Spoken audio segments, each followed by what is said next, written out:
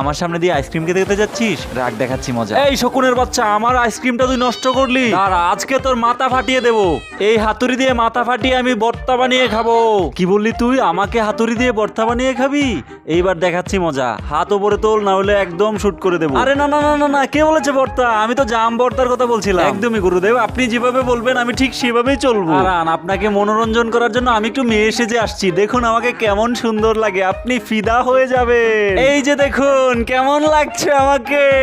আরে বাহ, তোকে দেখে তো আমার জিভে জল এসে পড়েছে রে। চল আজকে তোকে আমি বারে নিয়ে যাব, মাল খাবো, তোকেও খাওয়াবো।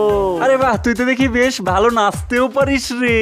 দাঁড়া, এইবার তুই বুঝবি কত দানে কত চাল। নে খা, খেয়ে মর। এবার তুই পঙ্গু হয়ে গেছিস না? তোর চামড়া কেটে আমি আমার গায়ের জামা বানাবো, কিন্তু তুই কিচ্ছু করতে পারবি না, তুই শেষ। কি মজা, কি মজা, কি মজা।